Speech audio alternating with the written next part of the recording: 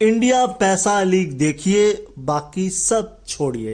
Hello hi नमस्कार, मैं हूं अनोखा अंकित और यह है ओए क्रिकेट। मैं आज बहुत गुस्से में हूं तो न फट ना पड़ूं और बहुत ज़्यादा निराश भी हूं as a Indian fan.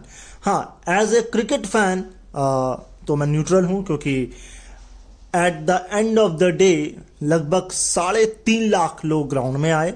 Australia ने प्रदर्शन बढ़िया किया, लेकिन एज ए इंडियन फैन मैं बहुत बहुत बहुत बहुत ही ज़्यादा निराश हूं। सबसे पहले बात थोड़े से स्टैट्स आपके साथ शेयर करूंगा, फिर अपनी भड़ास निकालूंगा। ये 25 मैचों के बाद मिचेल स्टार्क, पहली इनिंग की बात हो रही है, सोचिए। और ये टॉकिंग पॉइंट्स भी हैं कि पहले इनिंग में मिचेल स्टार्क 25 मैचों के बाद कोई विकेट नहीं निकाल पाते हैं। लास्ट रावलपिंडी में किया था 2022 में। पीठ में थोड़ा सा उनकी अकड़न भी थी, प्रॉब्लम भी थी, शायद हिप्स या लोअर थाई में कुछ प्रॉब्लम था उनको, और उसके बावजूद भी बढ़िया बॉलिंग सेकंड इनिंग में कराना, ये तो कमाल है भाई, हेड्स ऑफ है। इसके अलावा अगर मैं बात करूं तो भाई सैम कॉन्स जो भाई साहब हैं, भले बोल्ड हो गए जसप्रीत बुमराह की बॉल पर, लेकिन उससे पहले भी थोड़ी मस्ती वो कर ही रहे थे। मतलब नॉन स्ट्राइकर एंड से वो कूद के जा रहे हैं पिच पे फार्मिंग करने। वाह वाह वाह।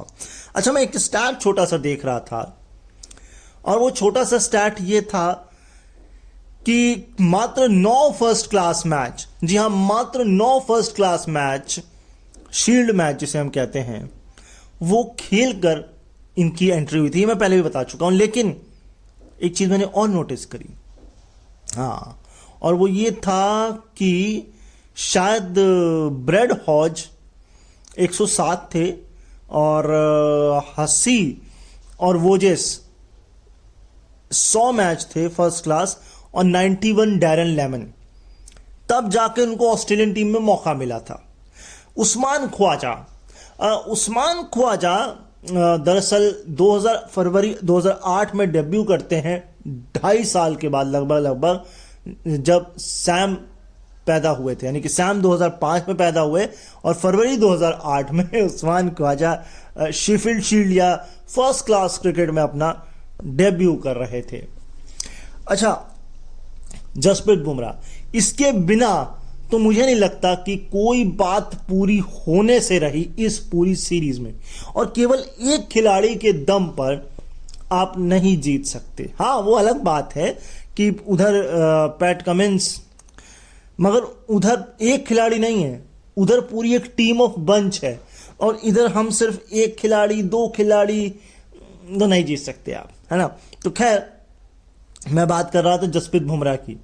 71 विकेट इस कैलेंडर ईयर में, या 71 विकेट, और एवरेज 14.92। हाय हाय हाय हाय। नंबर 2 पे पता कौन है? गेस एकिंसन, जिन्होंने इसी साल शायद डेब्यू किया है जुलाई अगस्त में, और उनके 52 विकेट हैं। और नंबर 3 पर है शोएब बशीर है शायद, 49 विकेट, मगर एवरेज 40 है, क्योंकि ओवर्स बहुत उनको फिकवाए गए हैं। ये तो बात हो गई कैलेंडर ईयर की। इस सीरीज में क्या किया है जसप्रीत बुमराह ने?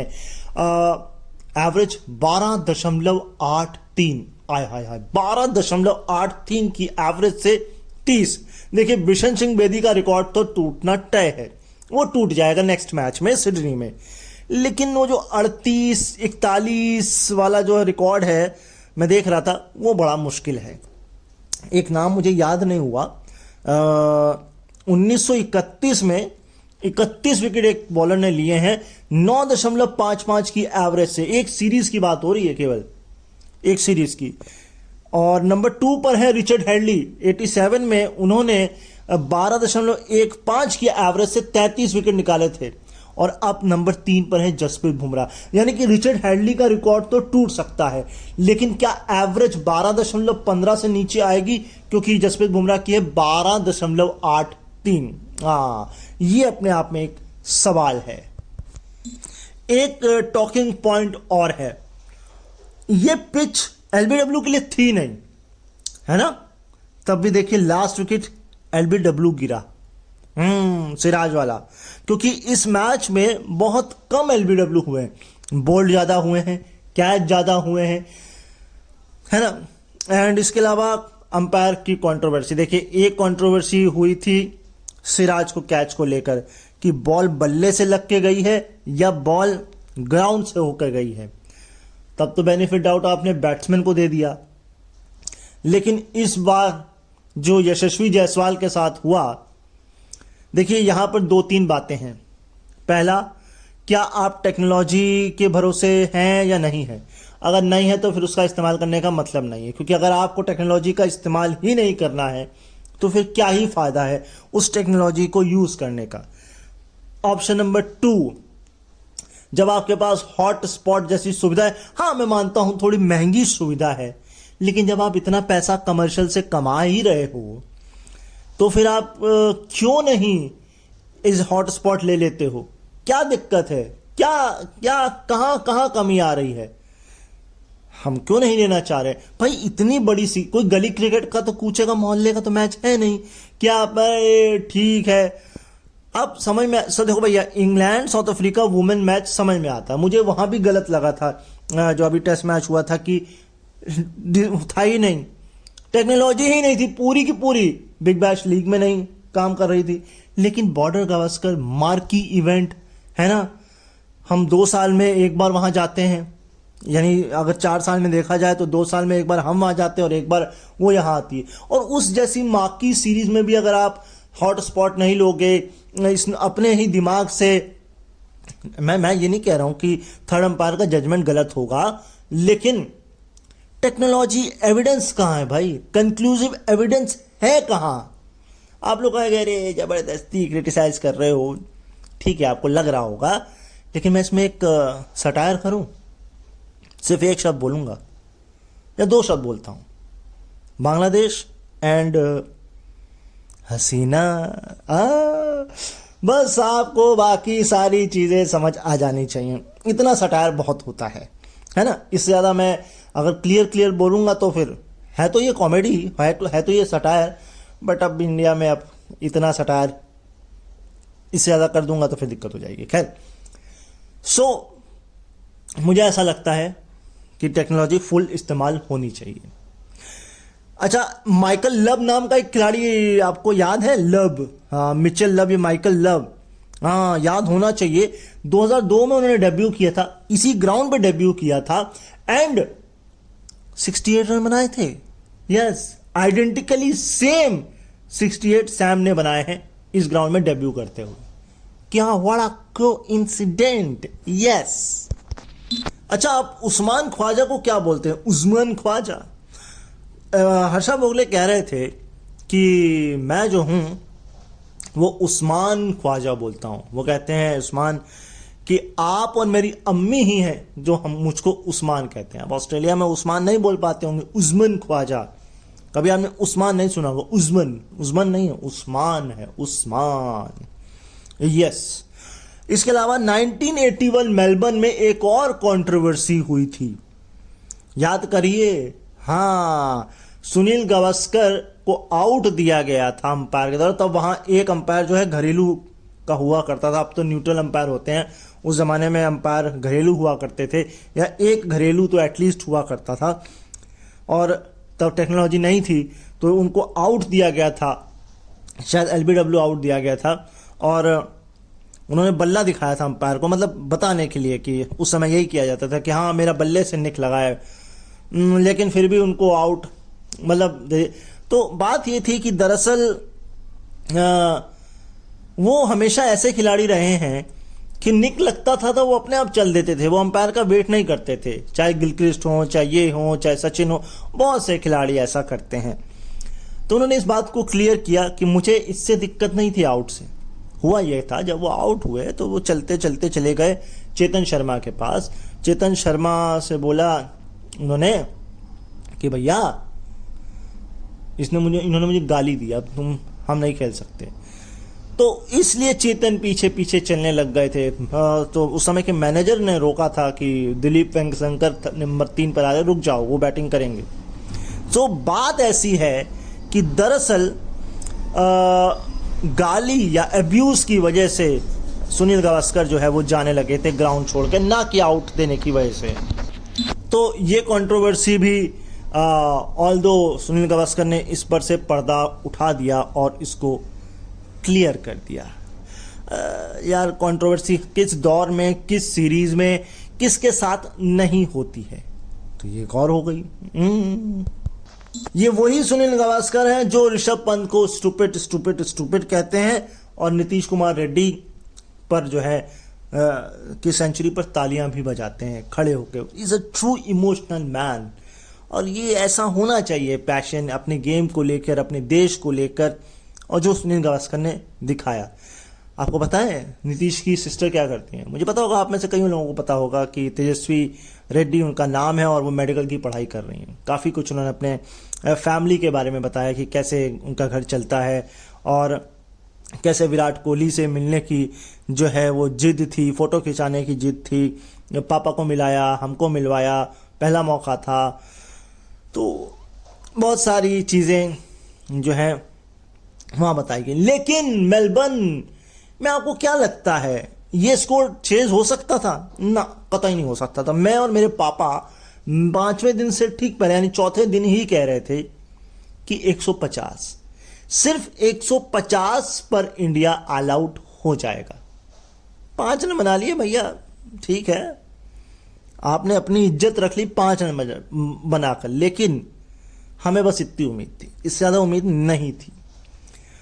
क्योंकि इस ग्राउंड पर 2013-14 में 231 से ज़्यादा चेज ही नहीं हुआ है। इंग्लैंड ऑस्ट्रेलिया का मैच था, और अगर इस मैच की ग्राउंड की मैं रिकॉर्ड की बात करूं तो वो 1928-29 में था, जब ऑस्ट्रेलिया ने इंग्लैंड के खिलाफ 332 पे 7, वो भी 7वें दिन जाकर के चेज किया था।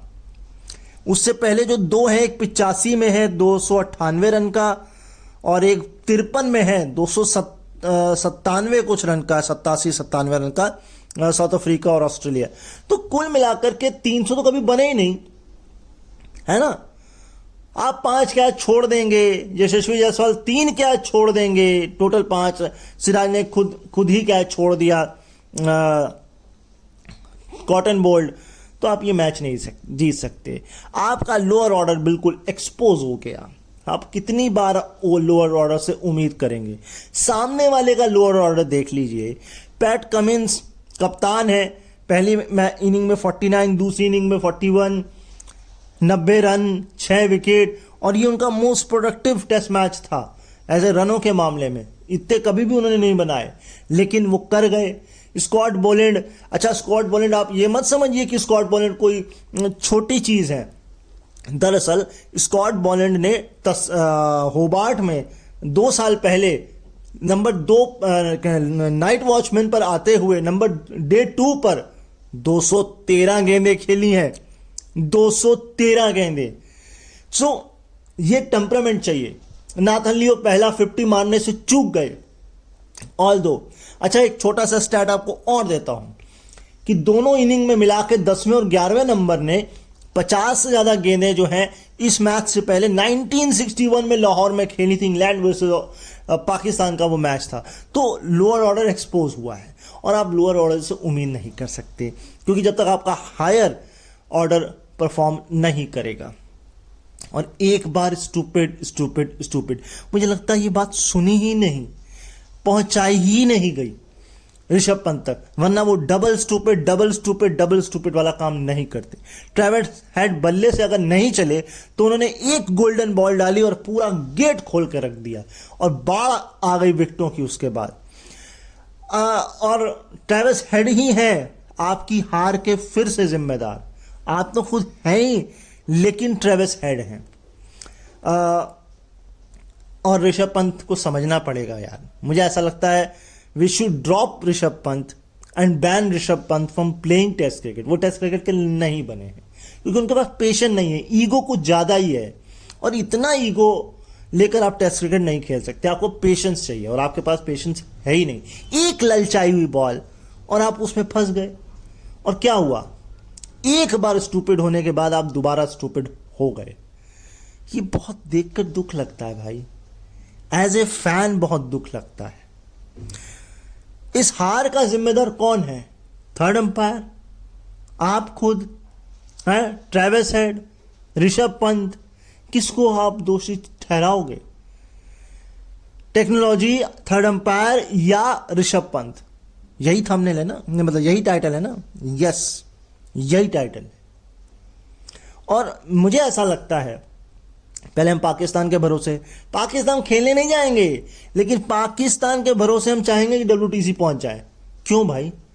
वो क्यों जीते आपके लिए? आप क्या कर रहे हो उसके लिए? आप तो उसकी सिक्योरिटी पर भरोसा नहीं दिखाते, आप उनके बोर्ड पर भरोसा नहीं दिखाते, आप जाना नहीं चाहते, और उसमें लोग कहेंगे ऐसा। भाई बाकी टीमें भी जा रही हैं और ICC की जिम्मेदारी पे जा रही है ना, तो आप क्यों नहीं जा सकते? ठीक है, मैं मानता हूं, ठीक है, हो सकता है खुदा ना खास्ता कुछ भी हो जाए, लेकिन आप जाएंगे नहीं, लेकिन आप भरोसा उनसे ही करेंगे। क्यों भाई? तो साउथ अफ्रीका जीता 2 विकेट से, अब आप भरोसा कर रहे हैं श्रीलंका से। क्यों करे वो? चलो वो कर भी दे, मगर कैसे करेगा? ऑस्ट्रेलिया है भाई। और मैं कहता हूं भाई, WTC आपके लिए नहीं बना, आप मत जाइए। आप अगर 150 पर ही ऑल आउट होना है, तो वहां जो दर्शक आ रहे हैं मैच देखने, उनका पैसा खराब करेंगे, वहां ग्राउंड का एक दिन खराब करेंगे, हैं, ब्रॉडकास्टर का पैसा खराब करेंगे एक दिन का। इससे बढ़िया आप ना जाएं। आप खेलिए सिर्फ इंडियन पैसा लीग, आप वहीं शतक मारिए, वहीं विकेट लीजिए, वहीं ग्लैमर है, वहीं खेलिए। आप रिटायर भी नहीं होना चाहते, आप सिर्फ पैसे के लिए खेल रहे हैं, आप देश के लिए नहीं खेल रहे, सीरियसली नहीं खेल रहे, क्योंकि आपको पड़ी ही नहीं है। आप तो बस अरे कब IPL आएगा, कब मैं खेलूंगा यार। ऑस्ट्रेलिया वाले कब खेलते हैं IPL? जब उन्हें ICC टूर्नामेंट के लिए प्रैक्टिस करनी होती है। They play for country, not for tournaments. They play for trophy, not for themself. मगर हम नहीं भाई, WTC मत जाइए, हम नहीं चाहते आप फाइनल खेलें। अच्छा है, क्योंकि आपके लिए WTC बना ही नहीं है, आप टेस्ट क्रिकेट खेलने ही के लायक नहीं। क्योंकि जब आप, अरे आपसे बढ़िया तो बांग्लादेश और वेस्ट इंडीज, अफगानिस्तान, जिम्बाब्वे भाई 500 तो बना रहा है कम से कम, आपसे 200 नहीं बन रहा है। 200 विराट कोहली को कह कह के पूरी सीरीज में इंसान थक गया कि भैया मत बाहर की बॉल छेड़ो, मत भाई। लंच से पहले तुम क्या ड्राइव मार के कौन सा मैच जिता लोगे आप? शांत। मगर नहीं, हमें करना ही नहीं, क्योंकि हमको तो भैया आदत लगी हुई है ना भारतीय पिचों की, IPL की। इसमें गलती BCCI की भी है। आप अपने कितने खिलाड़ियों को काउंटी चैंपियनशिप, शेफील्ड शील्ड खेलने के लिए भेजते हैं? नहीं भेजते ना। बिग बैश के लिए नहीं भेजते, MLC के लिए नहीं भेजते, कोरियन प्रीमियर लीग के लिए। और फिर आप उम्मीद ये लगा लेते हो कि सब कुछ एक ही पिचों पे खेलकर, एक ही इंडिया में खेलकर हो जाएगा। और जब तक आपको धक्के मार के नहीं निकाला जाएगा, तब तक आप खुद से संन्यास नहीं लेंगे, खुद से। अब लोग कहते हैं और ये महान तो युवराज सिंह भी थे, उनको तो आपने फेयरवेल मैच तक नहीं दिया। सहवाग भी थे, नहीं दिया। लक्ष्मण भी मुझे लगता है इसी का शिकार हुए हैं, अगर मैं गलत नहीं हूं तो फिर रोहित और विराट किस खेत की उंगली है भाई? सचिन अलग है, वो सचिन है भाई, है ना। और सचिन के लिए तो हम एक पूरी सीरीज, भाई हमने न्यूजीलैंड सीरीज ही इसीलिए रखी थी कि हम बॉर्डर गावस्कर ट्रॉफी में हमको ये मालूम था कि हम नहीं जीत सकते, हम वो बेस्ट पीक पे नहीं है जो हम 2021 में थे। चाहे किया जा सकता है ना। स्टैट्स इतने थे, मुझे इतना ही कहना था, मुझे यही भड़ास निकालनी थी। आप देखिए इंडियन पैसा लीग, चैंपियंस लीग में मत देखिए, चैंपियंस ट्रॉफी जो होने वाली उसको भी मत देखिए, मुझे तो उसमें भी उम्मीद नहीं है। हाँ वो अलग बात है, वो वनडे है, रोहित शर्मा चल जाएं, लेकिन टेस्ट तो मत देखिए इंडिया का। इंडिया इंग्लैंड की सीरीज है अब बस सीधे टेस्ट में, उससे पहले WTC तो नहीं पहुंचेगा, पहुंचना भी नहीं चाहिए, कोई ज़रूरत नहीं है। आपके बस का टेस्ट क्रिकेट नहीं है भाई, लिटरली आपके बस का टेस्ट क्रिकेट नहीं है। थोड़े से और स्टैट्स देखता हूं अगर होते हैं, नहीं तो आज के शो को यहीं वाइंड अप करेंगे। भाई अगर ये बात ना करूं कि जसप्रीत बुमराह ने 200 विकेट पूरे किए टेस्ट क्रिकेट में तो अधूरी रह जाएगी। 85 इनिंग 200 विकेट और 29th रैंक विकेटों और इनिंग के मामले में 29वें नंबर पर हैं, क्योंकि इनसे बहुत बहुत आगे खिलाड़ी होंगे। खैर, लेकिन ये लेजेंड तो है ही। एंड इसके अलावा स्टीव स्मिथ,